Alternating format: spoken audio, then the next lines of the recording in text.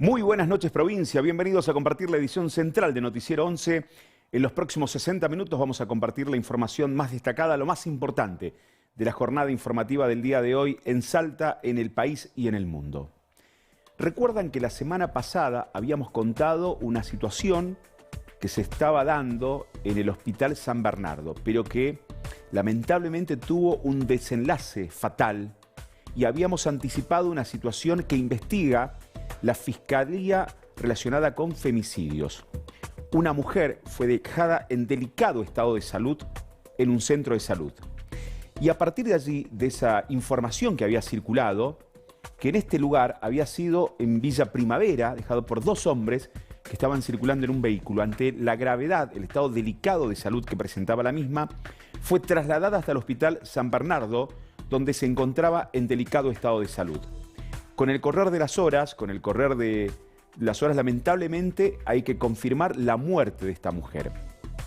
Según la información que ha dado a conocer el Ministerio Público Fiscal, la fiscal penal de la Unidad de Femicidios, María Luján Sodero Calvet, informó del deceso de la mujer que el pasado lunes fue trasladada al Centro de Salud de Villa Primavera y, debido a su estado, derivada al Hospital San Bernardo, tal como habíamos comentado. La investigación se inició luego de que esta fuera trasladada en un vehículo particular por dos hombres con quienes habría estado reunida. Tras sufrir una descompensación y recibir los primeros auxilios, fue llevada al centro asistencial. Ambos prestaron declaración ante la Fiscalía, se encuentran a disposición de la causa. Del informe preliminar de la autopsia se descartan signos de abuso u otro tipo de violencia. En el marco de la investigación, Sodero Calvet dispuso la intervención de la Unidad de Investigación UGAP, del personal de criminalística del Cuerpo de Investigación Fiscal, quienes continúan recabando elementos para el esclarecimiento del hecho. Las actuaciones siguen en curso, se mantiene la reserva sobre mayores detalles a fin de evitar el entorpecimiento de la investigación, pero reiteramos, lamentablemente se confirma durante este fin de semana la muerte de esta mujer que ingresó el pasado día lunes en una situación delicada a este centro de salud, a este centro asistencial, y fue trasladada hacia el Hospital San Bernardo para recibir atención debido a la gravedad que presentaba. Y se avanza en la investigación, esperemos en las próximas horas mayores novedades. Una situación de violencia extrema ocurrió en la localidad de Vaqueros hace algunos años atrás. Eso derivó en lo que hoy conocemos como el caso Jimena Salas. La muerte, el femicidio de Jimena Salas, derivó en un juicio que terminó con dos personas absueltas por el beneficio de la duda. Y después de mucho tiempo, los hermanos Saavedra se sentaron en el banquillo de los acusados. Uno de ellos no llegó a hacerlo porque se quitó la vida horas antes de iniciar el segundo juicio por el caso Jimena Salas. Avanza la investigación. El Procurador General de la provincia dio detalles de lo que ha ocurrido en las últimas horas, pero además advirtió sobre comentarios que están surgiendo o han surgido en los últimos días luego de la muerte del principal sospechoso que tenía esta segunda etapa del caso Jimena Salas. Escuchamos la declaración de la doctora Alejandra Guignutinic, muy contundente respecto a las conclusiones del match de ADN que dio la muestra de Javier Saavedra, confirmada por la perito de parte, la doctora Bisich, que tenía que ir a declarar y no fue, y varios otros elementos que se van reuniendo, por ejemplo, que había dado unos días antes a otra vecina el número de teléfono de él con un dígito intercalado, el seguimiento que él hacía de la marcha de la investigación de Jimena Salas, haberse incorporado en el grupo de WhatsApp Justicia por Jimena Salas, un montón de elementos que se van reuniendo, pero yo quiero ser muy prudente en ese sentido, no avanzar sobre el trabajo de los fiscales. Son ellos los que en su momento harán las declaraciones que corresponda, tampoco incidir de ninguna manera en el tribunal. Pero lo que sí me preocupa y donde sí tengo que yo como procurador salir al cruce de alguna situación, que es se advierte toda una maniobra de versiones y especulaciones y teorías conspirativas respecto del deceso de Javier Saavedra, y eso sí es inadmisible, porque acá lo más sano que se debería hacer es dejar trabajar tranquilo al fiscal que tiene la causa y al tribunal que tiene que resolver el tema Jimena Salas. Puntualmente se ha escuchado estas teorías conspirativas de qué habría pasado con el Chino Saavedra, de parte del ex jefe policial Vicente Cordeiro, de parte del ex procurador de la provincia, el doctor Abel Cornejo, pretendiendo echar un manto de incertidumbre respecto a lo que pasó con él. Acá hay un fiscal que está trabajando, ¿sí? Hasta que ese fiscal no termine con la investigación, yo no voy a usar el término cómo se debe calificar el deceso de Saavedra, pero sí lo dijo el mismo abogado defensor de él, el mismo doctor Arancibia reconoció que Saavedra se suicidó horas antes del juicio. O sea, ante ese reconocimiento, todas estas teorías especulativas que se siguen tirando a la prensa son muy dañinas, y lo más sano para quienes las están diciendo es guardar silencio. Y quiero anticipar, decir respecto justamente lo curioso y un contrasentido de que este jefe policial Cordeiro pretenda echar un manto de duda sobre esta situación, es que José Vicente Cordeiro fue la primera persona que trajo acá en el año 2018 una hipótesis investigativa que vinculaba a Javier Saavedra.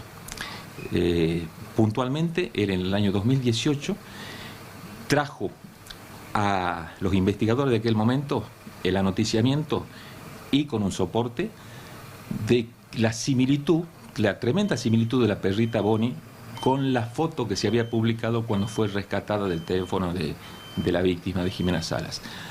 Cuando se publica esa foto y hacen esas publicaciones, el Ministerio Público en aquel momento es el primero que trae acá un anoticiamiento de una hipótesis que por descuido o negligencia de los investigadores de aquella época nunca se continuó. Pero sí fue un elemento que tomó esta nueva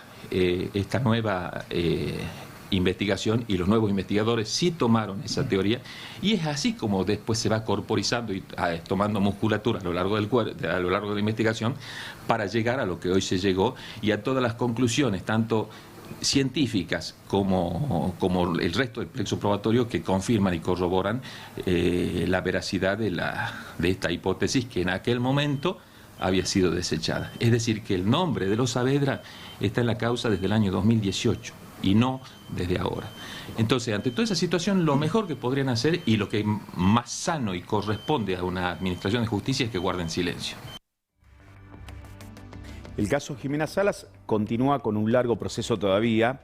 Se esperan mayores testimonios para tratar de avanzar en esta causa, que tiene un segundo juicio con la particularidad del principal acusado que se quita la vida a muy pocas horas del inicio del proceso judicial tan esperado.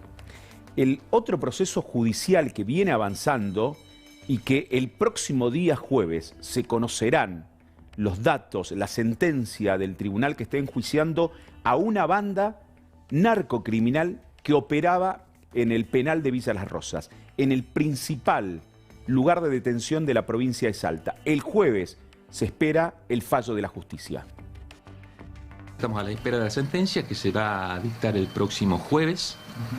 Estamos muy expectantes, pero con la tranquilidad de que es una causa respecto de la que se puso en conocimiento de todos los ámbitos, ¿no? De la opinión pública, de las distintas áreas del Estado, administración de justicia, todo lo que es la realidad interna de lo que se vive dentro del ámbito carcelario. No de hoy, porque recordemos que esta causa es una investigación respecto de hechos del año 2022, 2023 y hacia atrás, que más allá, como yo lo dije en los alegatos, más allá de la finalidad de prevención especial, es decir, para decirlo vulgarmente, de escarmiento a los verdaderos responsables que están sentados en el banquillo de los acusados hoy, también sirva como prevención general, es decir, prevención especial y prevención general, son los fines de la pena. Prevención especial es para los involucrados y los juzgados, y general es para el resto, para que sepa el servicio penitenciario, para que se sepa en general que estos hechos no van a quedar impunes. Y además de todo ello, esperar la sentencia, también se está trabajando junto al Ministerio de Seguridad y Justicia en generar toda una batería de modificaciones y reformas para lograr de que esto no acontezca más y se respete los derechos humanos de los privados de libertad y que no se convierta en un negocio todo el esfuerzo que hace el Estado de perseguir a una persona y condenarla a una pena de prisión para generarles un negocio a estos sujetos. Son muchos los imputados, ¿no? Sí, creo que son 16 los imputados. No todos los servicios penitenciarios, ¿no? Pero la mayoría sí. Es un escándalo institucional de proporciones importantes, realmente lo que ha ocurrido una vez más en el norte provincial. Hace un tiempo atrás, cuando hablábamos de fuerzas de seguridad en el norte, una droga que se convirtió en yeso. Una droga que cuando fueron a incinerarla se convirtió en un símil témpera o algún producto moldeable de esas características. Desapareció de la sala de armas de Gendarmería Nacional del Escuadrón 20 Orán una cantidad de armas importantes. Desapareció de la Fiscalía Federal droga. Y esta vez, el caso es un dinero que habían secuestrado en el mes de abril, en un operativo, en un intento de robo. Se hablaba de casi 70 millones de pesos que quedan en custodia de la Brigada de Investigaciones. Si alguien tiene un dinero de esas características, dice, bueno, que quede en manos de la policía. Desapareció. Robaron una plata que estaba en custodia de la propia policía. La información que se conoció por estas horas, el sábado más precisamente, indica este hecho ocurrido en este lugar. Allí funciona la Brigada de Investigaciones de la ciudad de Orán y con el correr de las horas hay que decir que un oficial de la brigada está imputado por irregularidades en la custodia del dinero secuestrado. De manera extraoficial se conoció que el faltante rondaría entre los 45 y 50 millones de pesos. Dicen que estaba en fajos de 10 millones separado el dinero, que estaba en custodia de un hombre que formaba parte de la fuerza hasta el mes de julio, que es trasladado a la localidad de Pichanal, pero que recién en las últimas horas, cuando regresa a Orán a buscar algo que había quedado en este lugar, se dan cuenta que había sido forzada la zona donde estaba el dinero en resguardo de la policía. Es por eso que desde la Secretaría de Seguridad de la provincia, la Oficina General de Asuntos Internos, decidieron separar de sus funciones a 21 efectivos de la Brigada de Investigaciones. 21 efectivos de la Brigada de Investigaciones que fueron separados de su cargo. Hay hasta ahora una persona imputada mientras avanza la investigación de la Fiscalía y además también avanza la situación de posibles cómplices u otras responsabilidades. Desde abril hasta el sábado, ¿cuánta gente pasó por estas oficinas, por este lugar y pudo haber tenido acceso a ese sector? ¿Cuánto tiempo puede estar un dinero en un depósito judicial sin que puedan determinarse responsabilidades? Es un duro golpe, uno más, a las fuerzas de seguridad que operan en el norte provincial. Este hecho ocurrió entre abril y el sábado. Veremos qué responsabilidades tienen las personas que formaban parte durante todo ese tiempo del funcionamiento de la unidad de investigaciones de la policía de la provincia. Y nos vamos a ir a Campo Quijano, porque allí se registró uno de los tantos hechos de violencia que involucran a jóvenes, a estudiantes. Estas imágenes que hemos ido compartiendo durante todos estos días, de situaciones de violencia en establecimientos educativos, de enfrentamientos de jóvenes. A la salida de la Escuela Técnica Ingeniero Mauri de Campo Quijano, un alumno de 13 años fue atacado salvajemente por otros dos jóvenes de 16 y 17 años que rondaban la institución en aparente estado de ebriedad. Uno de los agresores sería el sujeto que ingresó con un machete en Villa Esmeralda. ¿Se acuerdan el caso de Villa Esmeralda? Un joven que ingresa a un establecimiento educativo, que es filmado por los propios alumnos, que se escuchaban gritos en Villa Esmeralda, hacen referencia a la posibilidad de que sea justamente el mismo. El hecho ocurrió el viernes cuando el menor salía de clases. Los sujetos, sin razón aparente, abordaron al chico cerca del puente y lo golpearon salvajemente, causándole politraumatismos en el rostro y el cuerpo. Ordenanzas y docentes tuvieron que intervenir para frenar la agresión, que generó pánico entre los alumnos presentes. El chico fue trasladado en ambulancia al Hospital Francisco Herrera, donde quedó en observación por las lesiones de consideración. Según se supo, ya fue dado de alta, pero pudo haber sido una situación más riesgosa aún de lo que se vivió en la localidad de Campo Quijano durante las últimas horas.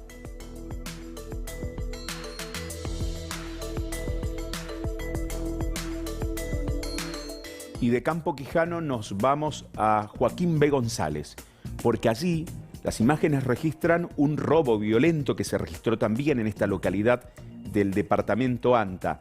Las cámaras de seguridad de estos últimos tiempos permiten registrar este tipo de delitos, este tipo de robos, y además esperamos, por supuesto, que las mismas permitan determinar quiénes fueron los responsables de un robo a mano armada en una distribuidora de gaseosas. De esta manera operaron para robar en la localidad anteña. Este sábado a las 8:40 aproximadamente se ha registrado un asalto, ¿no?, en una distribuidora en la localidad de JB González. Justamente en esta distribuidora han ingresado 4 personas masculinos, aparentemente todos mayores de edad, en motocicletas. Uno de ellos ha exhibido un arma de fuego con el cual amedrentaba a las personas que estaban trabajando en el lugar y han sustraído una importante cantidad de dinero. Estamos hablando más de 7 millones de pesos. ¿Cómo siguió? Si pudieron obviamente dar con ellos una vez que ya se la denuncian.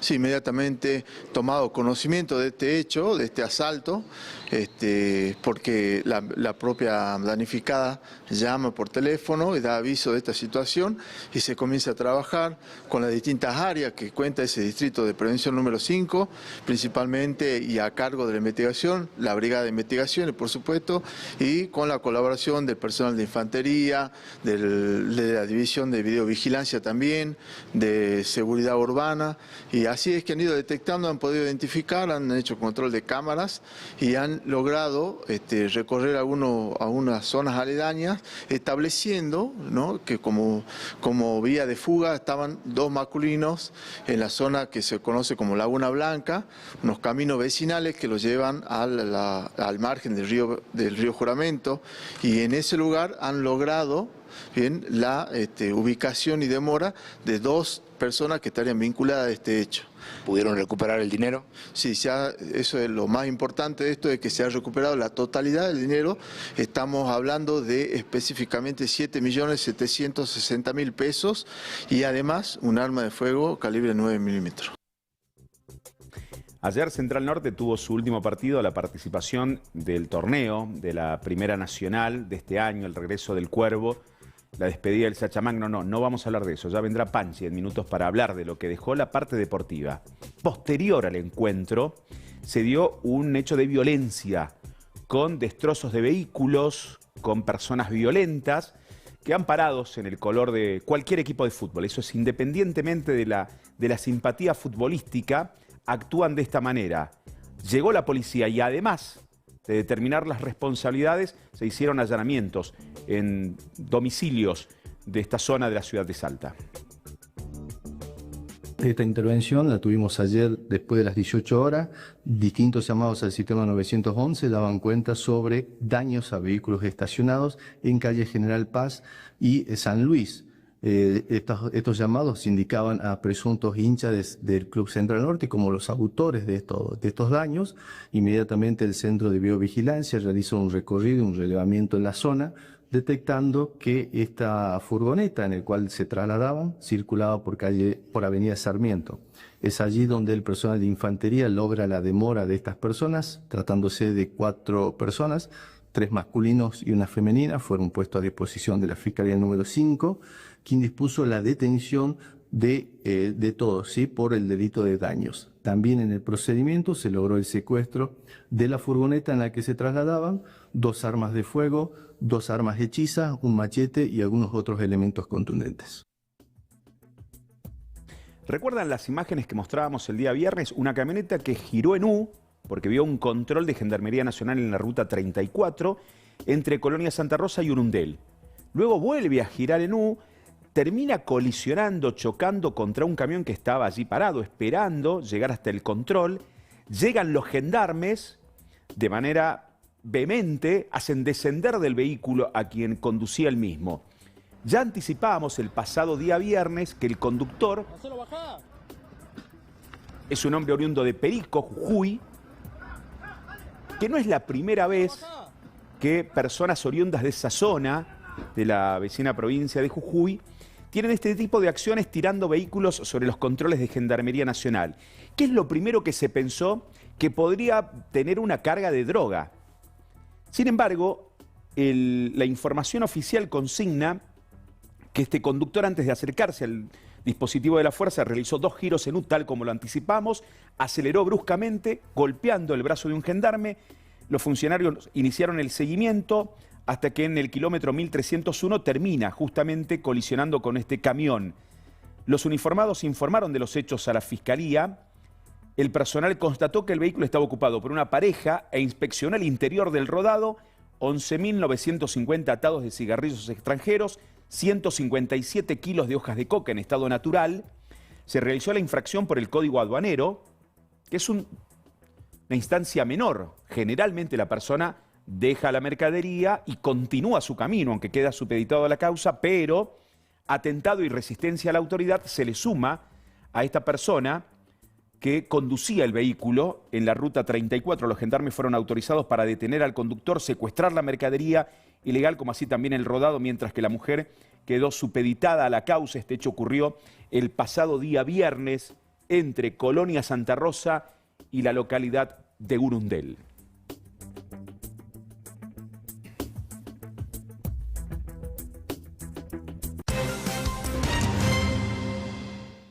Un nuevo siniestro vial en la circunvalación oeste. El día sábado fue esto, en horas de la mañana, realmente un caos vehicular, pero una vez más la siniestralidad vial en este sector que tiene un tránsito vehicular importantísimo. Varios vehículos involucrados en el siniestro, solamente daños materiales en este caso, pero obviamente que reabrió la discusión respecto a qué hay que hacer en este sector. Consultamos a la gente de la Secretaría de Tránsito y Seguridad Vial de la municipalidad porque ya hay fecha de instalación de cámaras para controlar la velocidad en esta zona. Y de paso consultamos respecto a otras cámaras que se han instalado en diferentes arterias de la capital salteña en los últimos meses. Ya hay algunas cámaras instaladas en lo que es la ciudad de Salta, nuevas cámaras, Ruta 26 y Mar de Java, en Santa Fe e Independencia, y 2 están colocadas en el puente de Villa Palacios. Esas cámaras toman el uso de cinturón y el uso de celular. La verdad que tienen una definición muy buena y muestran aquellos que cometen infracciones y que lógicamente tienen que ser sancionados con el objetivo de que aquellos que la cometen no lo vuelvan a hacer, y quienes no la cometen de una manera preventiva sepan que estamos controlando eso. Y además la instalación de cámaras ya en el mes a fines de octubre, a fines de este mes, principio del mes próximo, de cámaras que toman exceso de velocidad en lo que es circunvalación noroeste, tanto en la zona norte como en la zona oeste, todo dentro de la jurisdicción de Salta Capital, con el objetivo de realizar los controles necesarios en una zona que ha tenido una alta siniestralidad en el último tiempo por el exceso de velocidad. Con el objetivo de prevenir ese tipo de siniestros es que se colocan estas cámaras. Cada multa cobrada está distribuida en un casi 60% para la municipalidad y el resto es para la empresa que ha hecho la inversión de las cámaras y lo que es el mantenimiento de las cámaras. Las multas van por exceso de velocidad de 50.000 pesos para arriba y después obviamente el resto de las infracciones que tenemos, de los controles que realizamos, que lo que buscan es simplemente no sancionar, sino buscar que la gente, en lugar de estar obligado a cumplir una norma de tránsito, lo haga como un hábito. Vamos a hablar de los controles. Decía Matías Asenato, lo que se intenta es fundamentalmente preservar, mejorar las condiciones de transitabilidad en las calles, en las avenidas, en este caso en las autopistas en la ciudad de Salta.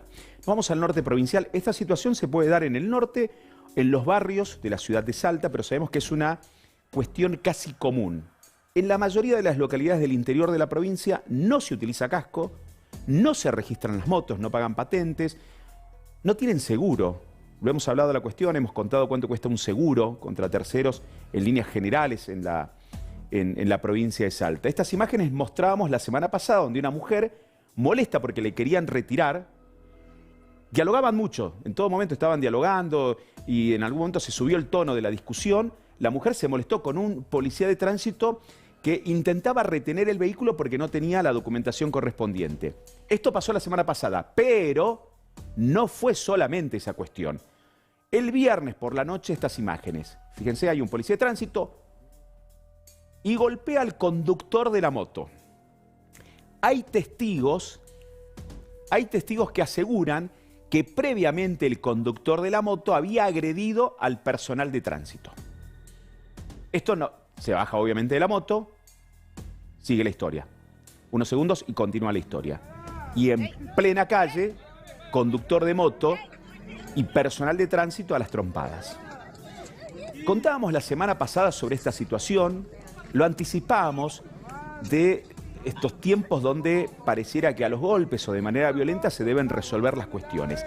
Llama la atención, y quizás sea un plus para tener en cuenta, que no hay personal policial durante los controles que realiza el personal municipal de la ciudad de Orán. Es la segunda ciudad en importancia de la provincia, pero tiene un descontrol absoluto en el tránsito.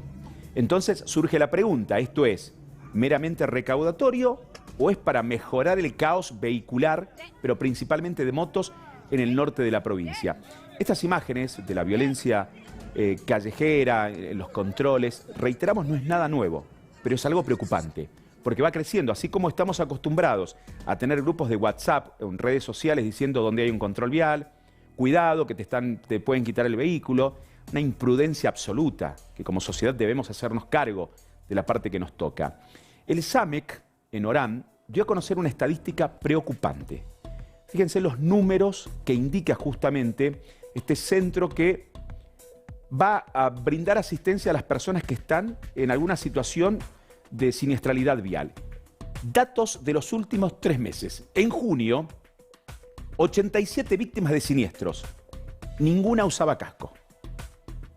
En el mes de julio, 63 atenciones a motociclistas. Ninguna usaba casco. En agosto, 71 atenciones a motociclistas. Ninguna usaba casco. Los datos son datos oficiales que se dieron en el norte provincial.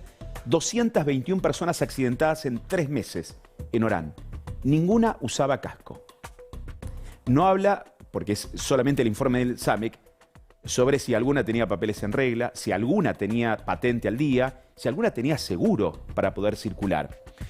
El dato que también dan desde el SAMEC en Orán es que movilizar una ambulancia con personal básico, porque además las ambulancias en el norte funcionan chofer y, Dios mediante, no va un profesional médico, generalmente si va una enfermera o alguna enfermera. Cuesta alrededor de 25.000 pesos por salida. Una atención mínima. Esto significa que en 3 meses el SAMEC debió intervenir con estos 221 casos. Casi 5,5 millones fue el costo que tuvo en 3 meses por ir a asistir a personas que sufrieron siniestros viales por conducir por diferentes circunstancias. Subieron estos siniestros, sin contar medicamentos, internaciones ni rehabilitación. Y allí vuelve a plantearse la discusión que se había dado en la Cámara de Diputados. ¿Recuerdan? Que personas alcoholizadas debían hacerse cargo de los costos de salud. Quizás, lo decíamos en ese entonces, debiera ampliarse esta cuestión.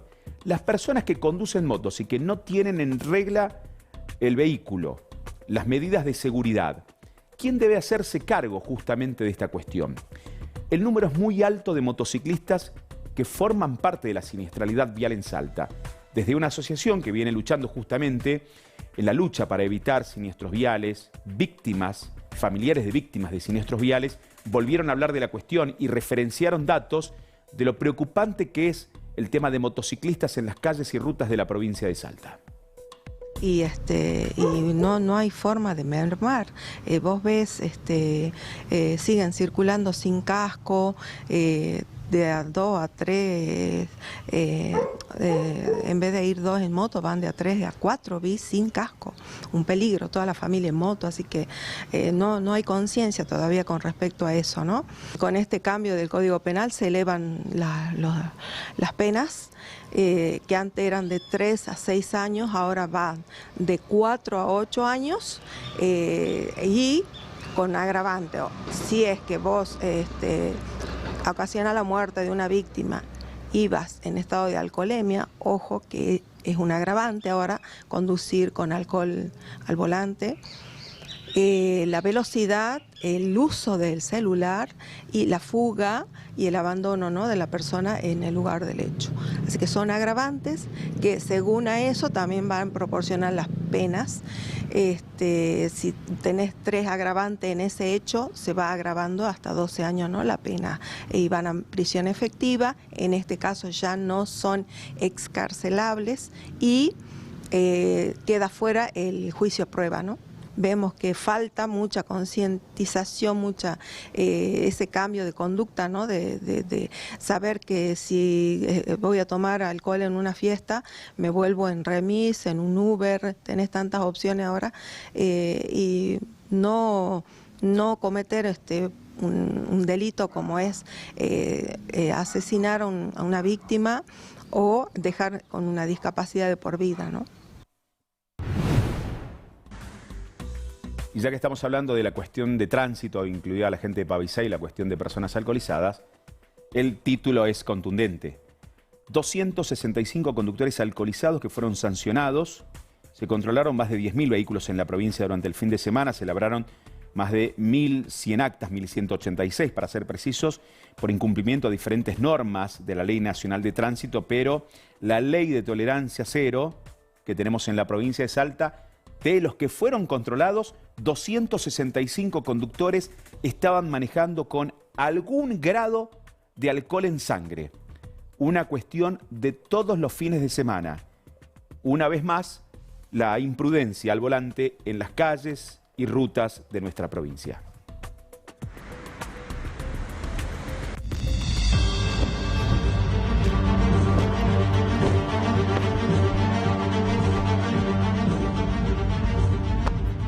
Venimos contando en nuestro servicio informativo lo que es el caso José Luis Espert ligado con Fred Machado.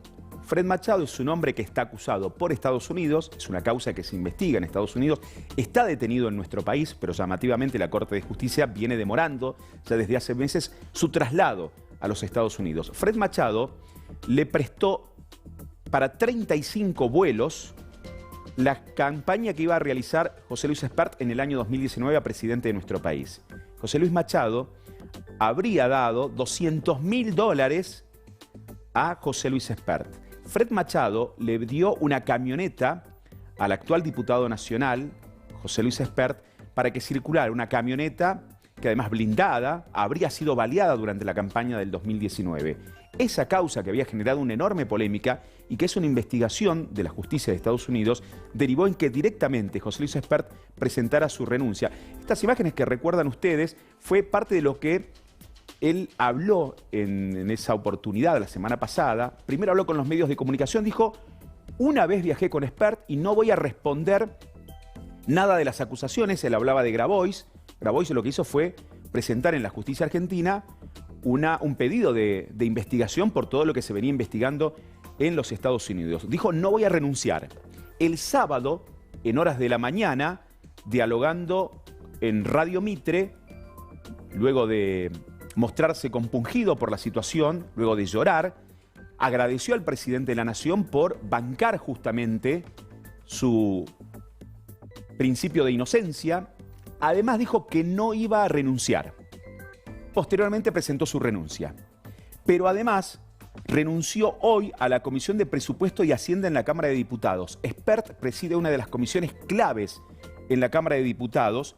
Fue presentada una nota ante el presidente de la Cámara, Martín Menem. No solo integraba la Comisión de Presupuesto, también la presidía, y la oposición pretendía su salida por los vínculos del diputado libertario con Fred Machado. Había declinado su postulación a diputado nacional por la provincia de Buenos Aires.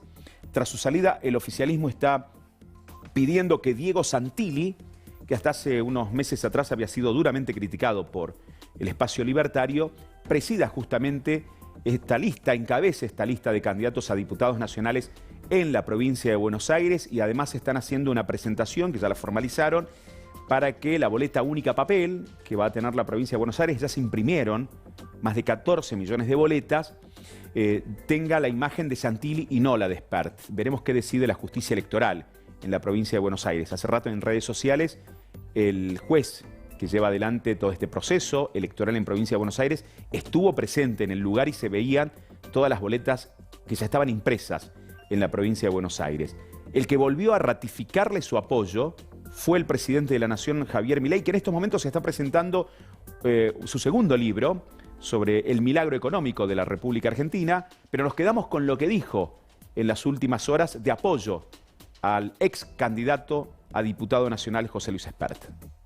Bueno, me parece un gesto noble el del profe Espert, a la luz de lo que está ocurriendo. El kirchnerismo montó una operación, el kirchnerismo es especialista en montar este tipo de operaciones en campaña. Esto es muy típico del socialismo del siglo XXI, la franquicia local es el kirchnerismo. Recordemos que esto se lo hicieron a Enrique Olivera, se lo hicieron a Francisco de Narváez, se lo hicieron a la doctora Bullrich, se lo hicieron a Fernando Niembro. Y el problema que esto estaba causando, digo, usted sabe, yo no tomo decisiones con criterios utilitaristas, o sea, se hace lo que es correcto, o sea, yo no tengo dudas sobre la honorabilidad del profe Espert, pero lo que estaba ocurriendo es que en lugar de estar discutiéndose la Argentina que queremos, pues en el fondo lo que vamos a estar discutiendo es, nosotros tenemos un proyecto de país hacia adelante, que es convertir a Argentina en el país más libre del mundo, un país que en 10 años se parezca a España, o menos, en 20 años a Alemania, en 30 a Estados Unidos y en 40 años sea el país, esté entre los 3 con máximo ingreso del mundo. O sea, y eso, digamos, tiene toda una lógica bajo la cual se instrumenta. Espert había tenido siempre cruces muy fuertes. ¿Se acuerdan? Espert es el de la frase bala o cárcel, cárcel o bala. Es más, él había dicho en algún momento a los narcotraficantes bala o bala. Ahí no hay discusión, planteaba Espert en su momento. Y tuvo un cruce en un programa de televisión con el gobernador de la provincia, Gustavo Sáenz. Repasemos qué ocurría en aquel momento. Usted es diputado nacional por... No importa, soy diputado nacional, no importa el presidente de la Comisión de Hacienda. Los diputados nacionales defendemos a todo el pueblo, no defendemos a una provincia. No lo veo. Somos elegidos por una provincia. Y al norte argentino, veo que defiende al gobierno nacional. No, usted tiene, si la tiene clara, gobernador, usted tiene que ser abanderado en pedir la apertura al comercio, para que Salta explote. Que ríe, apertura al comercio. ¿Cómo? Bien, muy bien, gobernador. Gracias. Después la seguimos, pues no se entiende. Gracias. Bueno, después no la siguieron, obviamente no hubo otro cruce con José Luis Espert. En aquel momento usted defiende al gobierno nacional, dice, no, usted tiene que pelear para que haya apertura de mercados, para que ingrese todo y va a ver cómo crece Salta, le plantea prácticamente José Luis Espert. Quienes vivimos en zonas de frontera sabemos perfectamente todo lo que eso puede llegar a significar. Ya lo hemos vivido en la provincia de Salta. A tal punto que hace instantes nada más, y quizás permanece todavía en el lugar, frente a la Casa Rosada, estuvo el gobernador de la provincia, Gustavo Sáenz, que había prometido que si hasta hoy, a las 6 de la tarde, no había respuestas al planteo de las obras que prometió Nación, se iba a poner una carpa, iba a plantear esta cuestión al gobierno nacional en ese lugar. No le permitieron colocar la carpa, pero escuchemos cómo hablaba con los medios nacionales. Vamos a saludar al gobernador Gustavo Sáenz, mato en mano, atrás con los gauchos de Güemes, para saber por qué vino a hacer la protesta acá a Plaza de Mayo. No es una protesta, ¿no? En realidad es cumplir con la palabra que me había comprometido con los salteños de que si las obras no se iniciaban, en esto quiero ser absolutamente claro, ¿no? Las obras se firmaron y se conveniaron en junio del año pasado, en marzo las ratificaron, y la verdad que venimos hablando con unos, con otros, nos van pateando y la verdad que esta falta de gestión que vemos, yo he hablado con todo el mundo, la verdad que soy un hombre de diálogo y lo voy a seguir haciendo, son obras importantes para nuestra provincia y para el norte argentino. Ya me cansé de hablar y yo digo que son los gerentes de la torpeza política, no él, pero sí muchos, de los que nos mintieron, los que nos engañaron y los que nos van pateando y nos van corriendo el arco. O sea, todos los días hay que llamar para ver si le pagan el certificado, si no le pagan el certificado, si se van las empresas, si no se van las empresas. Yo los invito para que conozcan la otra Argentina, muchos que vean las rutas en las condiciones en las que están. Coincide con lo que Macri también le observó a Milei, estos problemas de gestión que tienen algunas áreas, ¿no? Por esto que usted dijo recién de gerentes de la torpeza. No, algunas áreas no. Todas las áreas, no es solamente una. No sabés con quiénes tenés que hablar, no te dicen, tiene que tener el VAPIN, ya hasta los términos conozco, para ver si tiene la autorización presupuestaria, y mientras tanto las obras se paran. Y hoy me toca estar a mí defendiendo los derechos del norte argentino, que tiene todo para darle al mundo. Pero ya basta de estar con la mano extendida en Buenos Aires pidiendo limosna, que nos den las obras de infraestructura que necesitamos, no nos vemos más, comemos milanesa cuando quieran, charlamos, acompañamos y ayudamos cuando sea necesario, pero nunca vamos a levantar la mano en contra de los argentinos. Basta de hipocresía y de cinismo. Basta de hipocresía y de cinismo. El gobernador de la provincia permaneció en el lugar y Guillermo Francos, el jefe de gabinete, bajó para saludarlo. No hubo ningún anuncio, no hubo ninguna reunión formal. Allí dialogaron con los medios de comunicación. Sáenz dijo, me voy a quedar un rato por aquí. Se escuchaba de hecho de fondo alguna guitarreada de los gauchos de la compañía. De pronto Facundo Saravia, apareció el chalchalero, para nosotros no es ex, Facundo sigue siendo por siempre chalchalero, y lo acompañó al gobernador de la provincia, le dio una guitarra, después entonaron alguna samba, primero afinó obviamente como todo músico, le cambió la guitarra, le ofrecieron un par de guitarras hasta que encontró un acorde al músico salteño, radicado en Buenos Aires. Así continuó el reclamo, él le pone otro término, pero básicamente fue esa cuestión. El gobernador de la provincia llegó hasta la ciudad de Buenos Aires y dijo, me voy a quedar allí, eso lo prometió oportunamente, hasta obtener respuestas del gobierno nacional. Claro, hoy el presidente de la Nación está en la presentación de su libro, decíamos, El Milagro Económico Argentino, que está haciendo en la cancha, pegadito a la cancha de Atlanta, allí en Villa Crespo, pero sí llegó Guillermo Francos, el jefe de gabinete. No llegó el ministro del Interior, con quien fue quizás de las últimas autoridades nacionales con la que mantuvo diálogo el gobernador de la provincia, pero también manifestó, vengo dialogando con muchos, pero no obtengo respuestas. Nos quedamos con un poco más de Javier Milei. Entre las declaraciones que hizo el presidente de la Nación, generó polémica un término que utilizó en las últimas horas, que él hizo todo para meter presa a Cristina Kirchner, obviamente interfiriendo en la independencia de poderes que tenemos en la República Argentina. De esta manera lo decía. Desde febrero, marzo de este año, digamos, el kirchnerismo tirando con todo lo que hay. Recrudecido porque la condenada está presa. Le puedo asegurar que esto es la venganza de que soy el primer presidente que tomó la decisión de que vaya presa. Pero usted no se mete con la justicia. Y ahí está el problema. Yo no me meto con la justicia. Y que, digamos, o sea, le puedo asegurar que si yo hubiera sido sucio y me hubiera metido con la justicia... y hubiera arreglado que no la metan presa. Exactamente, yo no estaría padeciendo esto. Bueno, tomó el comentario del periodista y cambió de rumbo en la apreciación que tenía el presidente de la Nación. Pero también se habló en esa entrevista de la cuestión del freno en la economía, que es una realidad.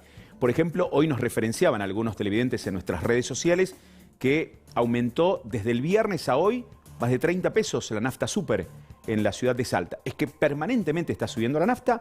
Ya sabemos que hay una decisión de no informar, como se hacía antes, oficialmente los aumentos que se dan en la estación de servicio, en las estaciones de servicio YPF. Esto está ocurriendo, que permanentemente hay aumentos. Esto incide directamente en los precios de diferentes productos. Uno de los productos que viene marcando un aumento lento, porque la baja de consumo hace que también el comerciante se plantee, ¿qué hago?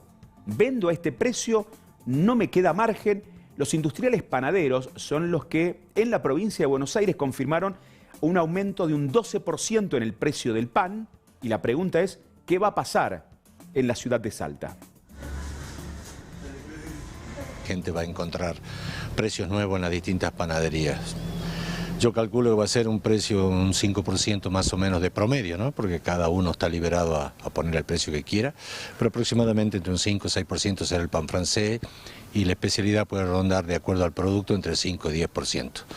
La harina ha subido un 25% estos últimas 2 semanas. Cada aumento de nafta repercute también en los insumos, porque el transporte viene desde Buenos Aires, desde Córdoba, ya viene con aumento. Creo que tuvimos 4 o 5 subas de combustible, van a ser 4 subas que vamos a tener nosotros los insumos, o que ya tenemos. Lo que es aditivos que usamos para el pan francés o antimó que se usa para también, que vienen desde el extranjero, eso todo vale en dólares, o sea, un precio era cuando el dólar estaba en 1.200 y otro 1.450 ahora. Lamentablemente hay que seguir actualizando, a pesar de lo que estábamos hablando recién, de una caída que sigue fuerte en el consumo, ¿no? ¿El porcentaje de la caída? Y mira, entre un 25 y un 30%, la mayoría de las panaderías, en vez de 8 horas, está trabajando 5 horas, 5 horas y media, porque no hay más nada que hacer, o sea, no hay producción. Y no es que sea por un problema con nuestra gente, sino que la gente no tiene para consumir. Entonces, bueno, no hay que producir. ¿Impacta ahora también el aumento del combustible? Sí, claro, seguramente en todos los productos, los insumos van a venir con subas. Bueno, ¿me hablas de este aumento? ¿Puede ser en esta semana? Sí, yo creo que va a ser pronto, o sea, cada panadero va a ir poniendo, pero por lo que conversé con la mayoría de los colegas, estamos en esa disyuntiva, ¿no? ¿Qué hacemos? Corregimos precios para tratar de cubrir los costos, sabiendo que el consumo va a seguir retraído. Pensá que para nosotros ahora vienen épocas difíciles como son el verano, y bueno, hoy es un día distinto, pero ya mañana pasado volvemos a la temperatura del sábado, 30, 35 grados, que hace que la gente no le dé tanta gana de tomar un café con leche, sino más una gaseosa, o sea que se va a resentir de nuevo. Mientras la gente no tenga plata, el consumo va a seguir para abajo. Y parte de la realidad que tiene que ver con el consumo tiene que ver con la cuestión laboral. Recordemos que casi el 80%, datos son oficiales del INDEC, casi el 80% de los argentinos cobra menos de 1 millón de pesos en nuestro país. Y por lo tanto, el salario ha quedado en niveles muy bajos, muy poco competitivos, independientemente de que no aumenten los precios como aumentaban hace un tiempo atrás. Un informe de diario Clarín ratifica un informe que dábamos a conocer el pasado viernes en nuestro servicio informativo. Es el nivel más alto en 17 años de informalidad laboral. Mucho empleo que se quedó sin la formalidad, sin depender de alguien, tiene un trabajo, quizás un empleo, pero informal. Los datos estadísticos indican que la informalidad laboral es del 43,2%. Esto significa que más de 4 trabajadores de cada 10 son informales. Hay provincias como la nuestra donde la informalidad es más alta. Un aumento interanual que en 1,6 aumentó la informalidad laboral en la Argentina. La informalidad en asalariados, 37,7. Cuentapropistas informales, 62,5. Y aquí un dato de la cruda realidad, que es de la vida laboral de nuestros jóvenes. La informalidad en jóvenes de 16 a 24 años es el 63%. De cada 10 chicos que vemos trabajando en la Argentina, un poco más de 6 trabajan de manera informal. Quizás le pase a alguno de los que están detrás del televisor mirando nuestro servicio informativo en estos momentos, y especialmente si son jóvenes o tienen hijos jóvenes en estas condiciones. Más del 63% están informales nuestros chicos de 16 a 24 años. La brecha salarial, que difiere además con el propio informe del INDEC. El INDEC dijo en el último informe de salarios que habían tenido un incremento salarial mucho más importante los informales que los formales, ¿lo recuerdan? Que generó una enorme polémica también en nuestras redes sociales cuando lo presentábamos. Dice que el 44% menos cobran los trabajadores informales en la Argentina. Los datos corresponden al propio INDEC. Y por ejemplo, mucha gente que se quedó sin empleo, recordamos ejemplos de muchos que se quedaron sin empleo en la empresa Sibor, en el ingenio tabacal, que inmediatamente empezaron a ir a la frontera, comprar mercadería. ¿No les pasa que hay cada vez más personas que en sus redes sociales ofrecen productos de la frontera, que intentan, aún teniendo empleo, una changa, un nuevo ingreso a través de plataformas? Ya le hemos hablado aquí largamente a la cuestión, que son Uber, Didi por un rato, un par de horas, o también la gente que va a la frontera o trae mercadería de la frontera y la vende en diferentes lugares de la provincia de Salta. Contábamos el viernes la decisión de las fuerzas de seguridad de cerrar los pasos fronterizos, los ilegales. Esto significa que toda persona que cruce a Bermejo a comprar, estamos hablando de ese sector de la frontera, Cuando vuelve a la localidad de Aguas Blancas, tiene que pasar por aduanas y pagar la franquicia correspondiente. ¿Qué dice el interventor municipal respecto a esta medida? El día viernes al mediodía, el comando, entiendo yo, que del Plan Güemes tomó la decisión de cerrar el paso ilegal, el único que tiene el pueblo, que lo usa la gente con asiduidad, con el fin de toda la gente que había cruzado hacia Bolivia, tenían que pasar por migraciones, cobrarles multa por haber pasado por un paso clandestino y pagar, digamos, el excedente de $300. El problema es el siguiente, porque estamos todos de acuerdo en que merme el contrabando, que de hecho con el cierre de Finca Carina bajó casi un 80%, con lo cual se puede ya decir que es un logro significativo. Ahora, no se dio alternativas a los trabajadores de frontera que quedaron, que están trabajando solo en las chalanas, porque se erradicaron también los gomones de otros temas. Entonces, hay por parte de Nación una falta de respuesta en dar alternativas a la gente para que no pase por el paso clandestino, pero que puedan seguir trabajando, ya que ellos no son los titulares de la mercadería, sino que pasan la mercadería, que vuelvo a repetir, es apenas un 20% de lo que estaba.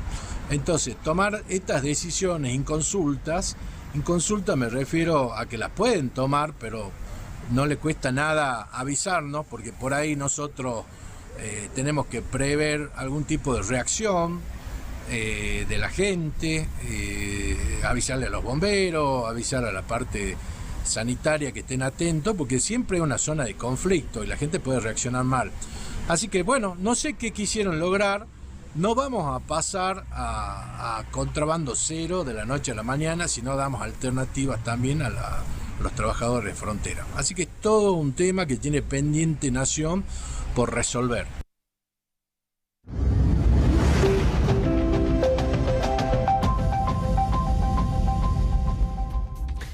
Bueno, lo anticipamos y se cumplió.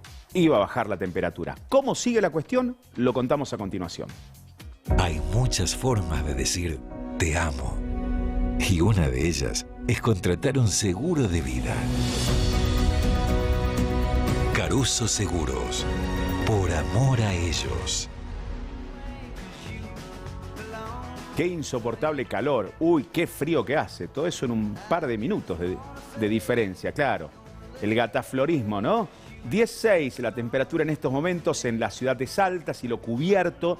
Ya lo anticipaba Ignacio Nieva la semana pasada. Entre domingo a la noche y las primeras horas del día lunes ingresa un frente frío, porque lo que tuvimos fue un aire cálido que llegó del norte de la zona de Brasil, que hizo elevar la temperatura a casi 35 grados en Salta.